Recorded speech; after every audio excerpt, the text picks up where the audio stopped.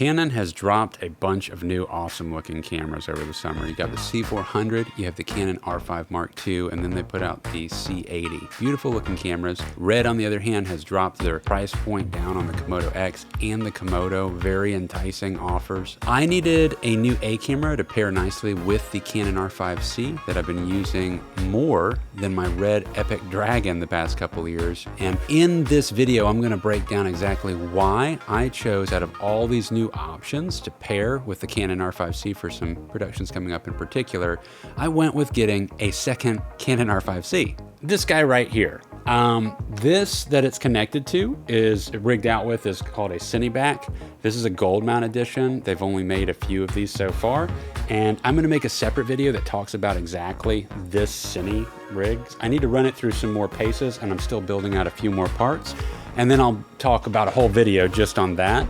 It's exciting. I definitely like the rig configuration so far on my first shoot with it. But in this video, I want to break down exactly why I chose to go with the Canon R5 C as a second purchase, again, over getting any of the new camera offerings that I just talked about, because all of them were on the table for me. Now, just so you understand where I'm coming from, so you can compare what kind of productions I'm doing, I've been making videos for 22 years as a solo operator predominantly. Most of my clients at this point are multi-million-dollar companies, and I've helped sell out many collections for products that they offer. And I'm using these cameras for this level of production. In a world where nuclear war has begun, vampires fought back in super real 3D. All right, so I think the best place for us to start for comparison is the Canon R5 Mark II. That's the closest in price. Good chance you're looking at that camera and weighing out, should I get that or the R5 C? Now, everything that I'm talking about is in reference to video, but the R5 C does take fantastic pictures. There's no getting around it. I'm blown away at the pictures that I can get out of it. That's a full-fledged, fantastic photo camera. I do understand the R5 II has made improvements in the photography section, but I simply do not need anything past what the R5 C is offering in the photography department. So let's kick that to the curb in my decision making. I'm all video, that's what I get paid to do 99% of the time. The dynamic range was probably the biggest thing I was interested in. I wanted to get a boost in dynamic range because the more dynamic range, the better. The rating that is actually happening on the R5 Mark II after seeing the charts done by Gerald and Dunn and what is usable dynamic range, it falls around 13.5 stops. Now that's good. That is, I'm not criticizing that at all. And by the way, all the cameras we're talking about are fantastic cameras. There's not really a wrong decision here, but this is just where I landed and what I was thinking about. Now, the thing is about the R5 C, if you look at Gerald Undunn's video that he did 2 years ago when the R5 C came out, when he also said this was Canon at its best, you can get 13 stops of dynamic range out of the R5 C based on the mode that you're filming in or where you set your noise reduction inside the camera. So something to keep in mind is that with Canon R5 C, when you're filming in 8K, if you put that into a 4K timeline, which is what I do often, I film a lot of 8K raw stuff and then I put it into a 4K timeline, that does give you an additional roughly stop of dynamic range, somewhere in that department. And in doing that, if you're using C-Log 2, which is available in RAW on the R5 C, just not while you're filming, but you can choose it in your post-production when you're going to color grade. You have C-Log 2. So that was another thing about the R5 Mark II, is that it has C-Log 2. If you're filming in a compressed codec, then yeah, that is great that you can do C-Log 2 directly into that. That is definitely cool. However, if I'm filming in RAW and then I put it into a 4K timeline and I film a lot in RAW because I like trying to get the maximum picture quality that I can out of my camera, then you're going to get that stop back. So you can get 13 stops. So we're talking about basically a half a stop increase in dynamic range, which is interesting. It's good, but I don't know if that's worth the trade-offs to me. So one of the trade-offs is there's still overheating that can happen on the R5 Mark II, and their solution for that is providing a battery grip that you can attach that has a fan in it. But the R5 C already has a fan built into it. And so you can keep the form factor of the R5 C consolidated, and you've got the fan built in. You don't have to think about it. It's already there. And once you start putting a battery grip on to like the R5 Mark II, then you're changing the form factor, and now you've got to look at different rigging setups for your camera cages. You're also getting a higher vertical camera, which to me can be a little bit annoying when doing gimbal work and trying to balance. It's a little bit trickier if a camera is really tall on the gimbal versus kind of lower and longer. I can get an easier balance that way. I'm not saying you can't balance it if it's high, but it's something else to overcome. You also don't have a cinema menu, and I really, really like having a cinema menu in my camera if I'm filming. It has tools for people that are filming built into that cinema menu. It's much more conducive when you're filming to be operating in the cinema menu that Canon offers versus the photo mode of the camera. So I like that as well. On the Canon R5 C, the modes I think are a little bit more straightforward on all the codecs that are offered, and you don't have to worry about accidentally picking something that has line skipping in it. Nothing on the R5 C, from my understanding, has line skipping in it. Whereas on the R5 Mark II, there are various modes. And I'm not saying you can't figure out what mode it is and understand that you're doing line skipping, but let's just kick that to the curb. I don't want to use anything with line skipping in it. You also get your 120p with no line skipping in it on the R5 C. One of the biggest criticisms about the R5 C initially was the battery life, but the R5 Mark II is actually proving to have slightly worse battery life. Here's the thing about the R5 C. It's come a long way than when it launched. So the battery life's improved. They actually put out a firmware that increased it by a roughly 25-30%, somewhere in that department. I saw the difference definitely when I put in the internal battery. And then on top of that, I recently heard, and I haven't gotten to test this yet, but the new batteries that are available it's a new type of battery. It's the LPE6P. I think that's what it is. You can look it up. It's for the Canon R5 Mark II. You can apparently use those for the Canon R5 C, and I believe it was Josh Satin that used that battery, and he got even more life out of another 50% or 30%, somewhere between 30 to 50% increase in battery life on top of the already boosted battery life from the firmware. So now you're talking about getting like an hour and 50 minutes or something, or an hour, even if it was an hour and a half on one battery that was internal. That's pretty amazing. Now that I don't know, that's not necessarily for raw filming. The mode that you're filming, the frame rate that you're filming, all these things are variables. My point is the battery life for the R5 Mark II isn't a leap forward. If anything, at best, it's averaging out at around the same. I use external batteries for both of my Canon R5 Cs, but sometimes I need to use the internal battery. It's nice to just know that the internal battery is going to run longer when I need to do that. With an external battery source, I literally don't have to change a battery all day. I can just run a gold mount battery into it, or you could use a V mount, and you don't even have to think about it. And you can put in a giant 1 terabyte card, and you don't have to think about changing media. You got dual backups. You got your SD card that's recording. I don't do proxies or low end proxies. I do high quality 4K backups. They're so good that I've actually I use them as proxies in the edit, and I started color grading, and I forgot that I was color grading the proxy. It's that good. The Canon R5 C has definitively dual native ISO. So it's got 800 and 3200 ISO. Now there's not an official dual native ISO for the Canon R5 Mark II. It seems to clean up at 4000 ISO significantly though, and it's kind of said that because it's a part of their photo line of cameras rather than a cinema camera, doesn't have the C on it, they don't offer dual native ISO on their cameras that aren't in the cinema line. So I think this is just a technicality. I don't really want to criticize that it doesn't have dual native ISO, but one thing that I did see on particular Josh Satin's video, he did a great comparison of kind of moving through the ISO ranges on the cameras, and he also did a great dynamic range test, so you can not only reference the chart that I mentioned from Gerald Undone, but you can look at his physical, raising of the ISO ranges, moving up through the spectrum of both the R5 C and the R5 Mark II. And there's kind of trade-offs a little bit as they move up the ISO ranges. Both of them actually hold up really well, I would say, very usable stuff. But the chroma noise is a little bit more intense on the R5 Mark II, and then you have some kind of like line banding that starts to happen in certain shadow shots for the R5 C. So it's a little bit of a trade-off.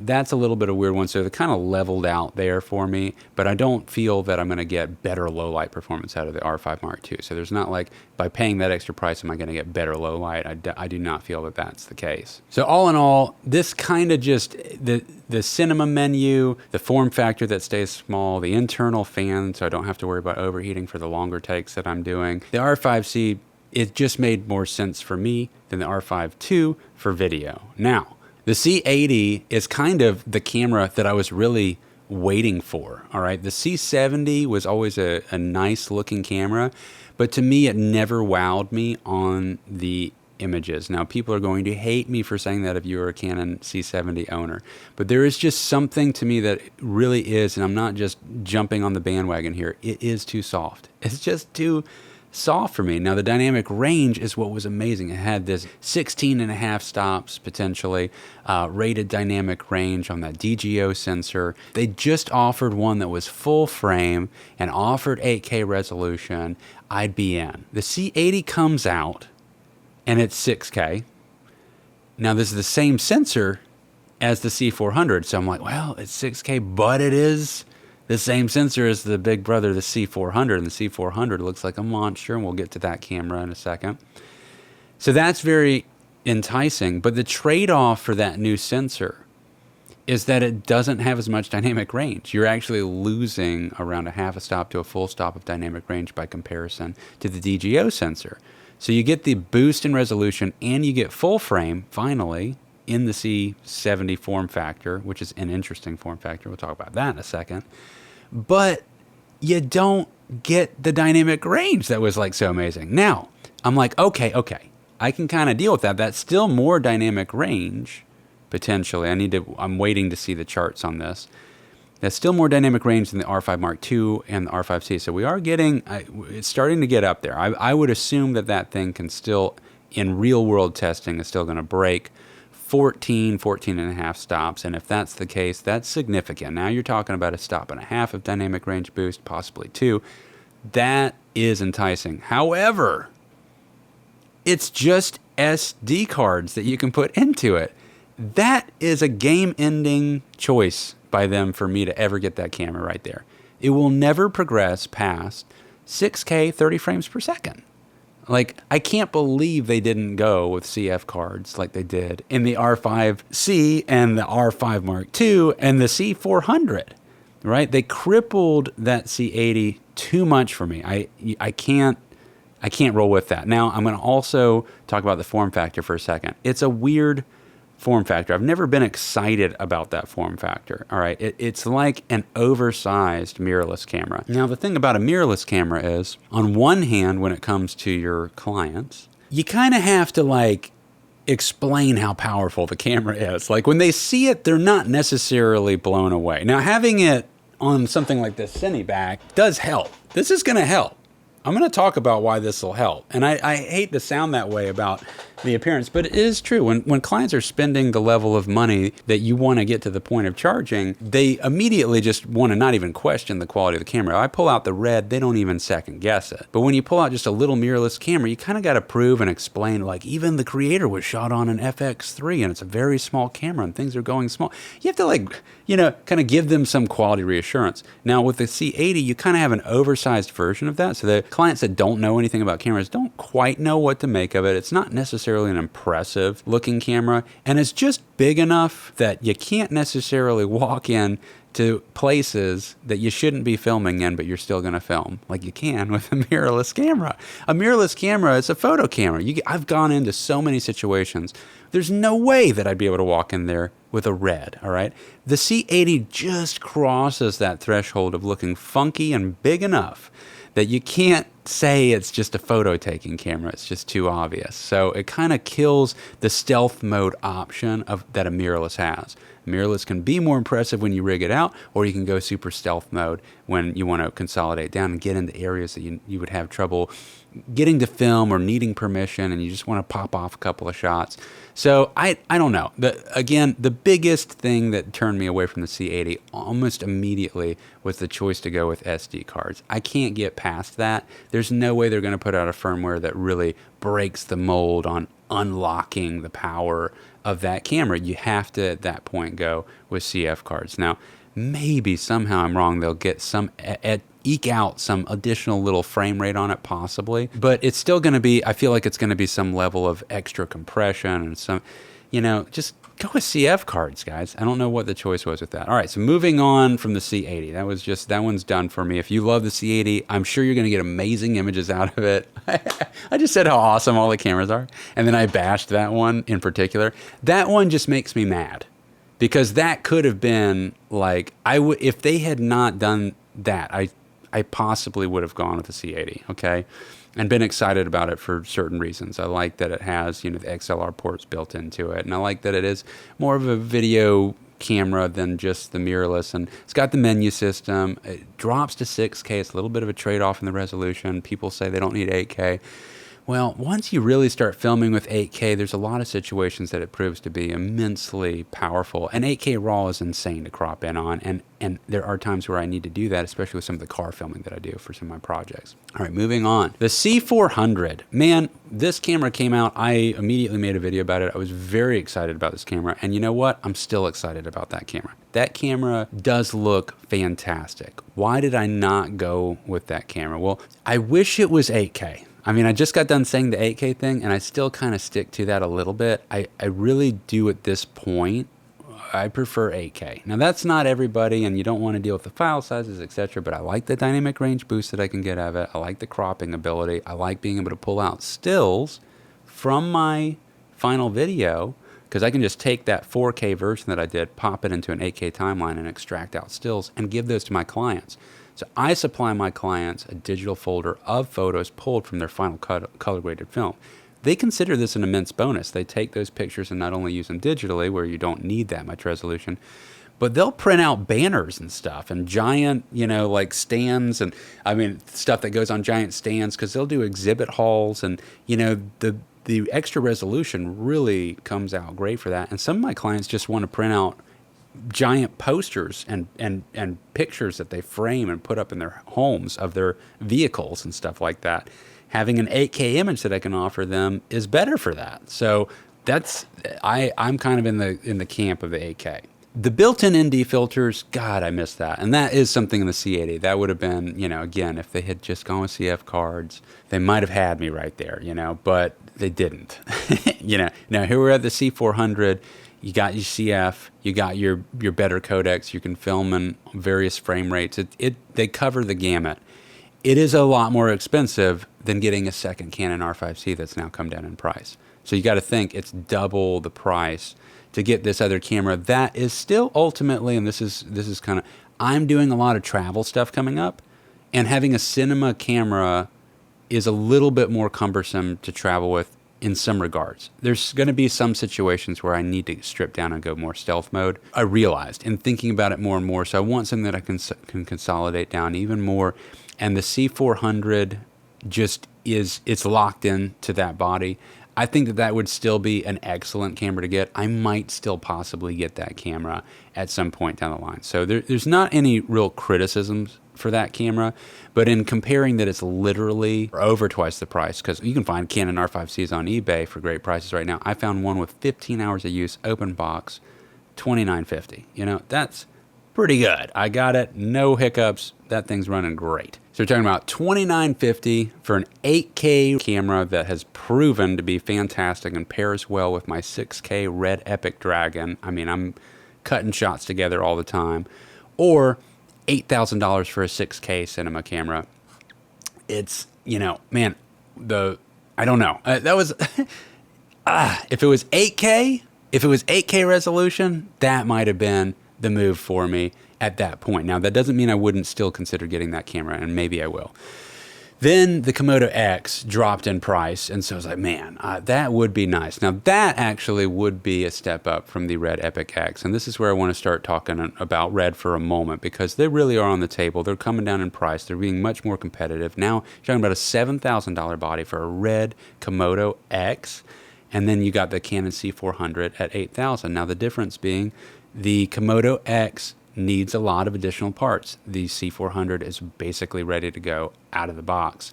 You're going to probably spend around $10,000 on getting your RED Komodo X set up, and that's still not like, built out to the gills. But the C400 is ready to go at $8,000, so that's still a competitive price, and it's very hard to decide between those two things. And I got to be 100% honest with you. I think at the end of the day, the absolute best picture between the Canon and the RED still does go to RED. All right. Like I think RED it's still got something about it that looks a little bit more filmic. It does have some autofocus to it, and I've heard that it's been improved. But the thing is that Canon RF glass actually natively works better with actual Canon cameras, is my understanding. This is what's been explained in many videos that you can find on YouTube where people break down the reasons for that. And I'm not going to spend all the time to go into it, but the bottom line is that if you want the maximum compatibility, the fastest autofocus, the most precision, and no warping that happens on the edges of the full frame lenses, you want to be putting your RF lenses onto a Canon camera over the RED. Now you can get PL glass, but again, you're moving in the direction of all manual. And when you're a one-person operation and you're oftentimes running two cameras, so you have like a wide angle and you got some tight angle, you can't monitor both cameras at the same time. So this is where auto features really start coming in handy. And I know it's great to pull manual focus. I can pull manual focus when I'm holding it by hand, but there's situations where that's not feasible, like when I want to put a camera on a gimbal. Again, going over to the Canon, it's light. It goes onto a gimbal easy, and it has autofocus to it. Having autofocus on a camera that you're using on a gimbal is a game changer, because I used to do it without that, and man, it's so hard, especially if you want to do anything with some shallow depth of field to it. So the RED Komodo, just getting into that territory, we're launching into a different level of price. Now, I'm not against using that. In fact, it's still going to be the camera that I compare against the C400 when I possibly go that route. Let's see what else Canon puts out. I'll make a decision on a bigger camera, but right now I got travel coming up. I need another camera that pairs well with the RED R5 C, the Canon R5 C, and so it just kind of put it out of the equation for me. One last thing I want to mention about the comparison between the C400 and the Komodo X is that you got full frame versus just Super 35. You can choose to do Super 35 on the Canon C400, but on the RED, you are locked in at Super 35. I really do have a lot of situations where I just absolutely love having full frame. I'm pretty sold on, I prefer full frame. Especially, I prefer having the option for full frame and then going to Super 35 when I want to. I mean, how could you not want that option if you have both? But again, at the end of the day, yeah, it's just that one extra little bump of image quality that the RED offers. Oh, and here's a major thing, and I really did leave this out. Of the C80 and the C400, they have a triple base native ISO.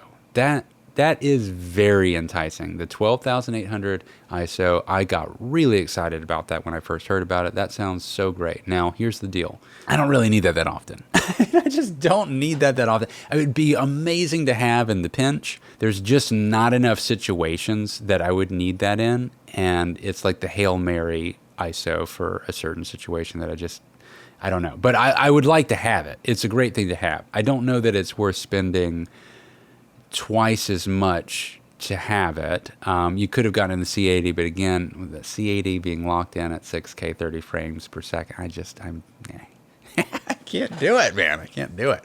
So C400, now you're up to over double the price. Yeah, maybe at some point. This might be one of the decision-making things for me in getting a C400 over a Komodo X at some point. So that's pretty much it. I think that kind of covers enough of the game. Oh, and also, the Komodo X, no built-in NDs and stuff. Again, you're going to have to add everything on. It's slower to move around once you have to rig out all those pieces. Having built-in ND filters. I mean, the C400 is an absolute beast of a run-and-gun camera. If you're really looking for an A camera, cinema camera, that is probably the way to go. But depending on your situation and how much other gear you have to buy, because for God's sakes, guys, I don't know where you're at in your gear building life, but you need lights, man. You need lights. You need a good computer that can handle these codecs and edit well. You need quality software and plugins to really get the maximum amount out of everything in your editing. That's so important. You need stands. You need carts. You need cables, and to run all this stuff. There's so much little stuff that adds up that you don't think about until you end up with your camera, and then you start filming, and the better you get at it, the more you realize that you need. But really, it is worth it if you don't blow all of it on just a camera. Not to mention lenses. My God, I mean, think about this, what lens are you going to use? If you wanted to get the 24 to 105 f2.8 that just came out, that's a really exciting new lens, but that's $3,000. So you add that to a Canon R5 C, you're still only at $6,000. You get your monitor, you get your rigging and everything. You might be around, let's say, $6,800, but you got a lens. You start with the C400, you don't even have a lens. You still got money, another $1,000 to blow on some lights or sound. I mean, all this stuff really adds up. So the computer alone, a tower to edit all this stuff, you should probably spend at least a few $1,000s on. Then what's your monitor like? And what's your sound setup for when you're editing sound? There's so much that goes into this. So don't blow your wad on just the absolute best camera that you can get. When I'm telling you, the Canon R5 C, I'm showing you shots through here. This thing can pair amazingly well with the RED Epic Dragon in 6K. I never get complaints from my clients about the picture quality, and I feel very happy with the image quality, and I'm pretty snobby, and I can admit that the RED ultimately can just tear off that one extra little level of something about this that's cinematic. But man, if you're not looking at it side by side, you just don't even think about it. You're just looking at what feels like, I think, gorgeous footage coming out of the Canon R5 C. And you know what? Sometimes it's worth it to get the extra shots. There's so much, when there's the boot up time of like 45 seconds to a minute to turn on your camera with a RED versus clicking it on, you're ready to film in like 3 seconds flat. You're going to miss some stuff if you're using the RED versus the Canon situation. So yeah, there's a lot of stuff there. This video went way longer than I anticipated it, but you know what? This is a big decision for you. So if you stuck around and listened to this much information, I hope that I've kind of walked through a lot of areas that I'm sure you've thought about, but it's hard to put it all together sometimes, and especially if you're newer to cameras and you want to feel more excited about getting the camera that you can afford, and you were already like, I don't know if I want to go that much in debt to get these bigger cameras. I mean, hopefully this gives you more confidence to know that you can go a lesser route and still produce images and wow clients that are paying very well. I'm very happy with the money that I make, and these things generate and sell out entire car collections. So it's the Canon R5 C is a beast, and I'm very excited that I have a second one. And I just filmed this last week a couple of times with both of the cameras together. I almost had a tear in my eye. I'm almost going to get a tear in my eye now. It was just so much easier. I didn't have to think about saving battery all the time. The auto modes, I could leave that camera going while I was catching something else and not have to worry about, did I have the focus in check? And, and filming an 8K when I needed to, knowing that I could crop in, so I have my wide shot and I've got my tight shot. These are options that I can't operate while I'm operating another camera. So amazing stuff. Very excited about it. I hope this helped you steer you in some direction. And just to also lastly close out and say, if you're thinking about Canon or Sony, look, Sony is absolutely fantastic too. I love Sony. Long story short, I had Sony. I've just kind of liked the Canon paired better with my RED, I felt like, in exploring my Sonys with the RED. And I've just added, I don't know, I've kind of fallen in love with the Canons, and maybe I'll go back to Sony one day. If you're looking at getting an FX3, that's great. In my opinion, I might make another video about why I think the R5 C is better than the FX3, but just to point out, 8K RAW versus 4K compressed codec, 10-bit versus 12-bit, to have the options of that beast available in your R5 C, and also be able to take large stills if you're interested in photos. The FX3 does not offer those things, so I do feel like it's getting a little long in the tooth by comparison to the specs of the R5 C, and you're talking about the same price point pretty much. So the R5 C is the winner in my opinion on that, but the FX3 is still an absolutely fantastic camera, so I'm not criticizing that camera. I'm just saying you have to make a choice between two. That's why I made the choice I did. If you do subscribe to the channel, it is a huge endorsement to get to make more videos talking about this kind of stuff and hopefully help you troubleshoot through different decisions that might be coming up in purchases, learn more about camera equipment in general, also learn about lighting, learn about filming, learn about running your own business, learn about running solo productions, learn about increasing rates on your customers and what it takes, what you need to have in your portfolio to be able to do that, where the confidence can come into that. I do like talking about business and marketing. I think that's an important part of being able to get to the point where you can charge your clients more and be worth it, produce outcomes that make you worth it. So they generate more money far beyond what you charge them, but yet you are charging them significantly more. All those types of things. I love talking about all that. And also editing, but specifically Adobe Premiere, I'll be honest. That Adobe is where I've lived my entire career. So if you're using Premiere, I have a lot walking you through different techniques and ways to organize projects and color grade inside of Premiere. All the stuff that you're seeing color graded inside of Premiere. However, I do like to use some plugins like Red Giant Suite in addition to using Lumetri. And I'm a fan of acquiring different LUTs, using them in lower percentages. Not full tilt, blending those together with other settings and stacking all that stuff. But all my color grading happens all inside of Adobe Premiere. And so you can achieve great results like that if that's the direction that you want to go. Anyway, I hope you guys have fun picking out your new camera. If you pick any of these cameras, you're going to be happy. You're probably going to fanboy out on it and love it, and that'll be your camp for a while. You're going to be happy, so no worries there. Take care, guys, and I'll catch you on the next one. Peace.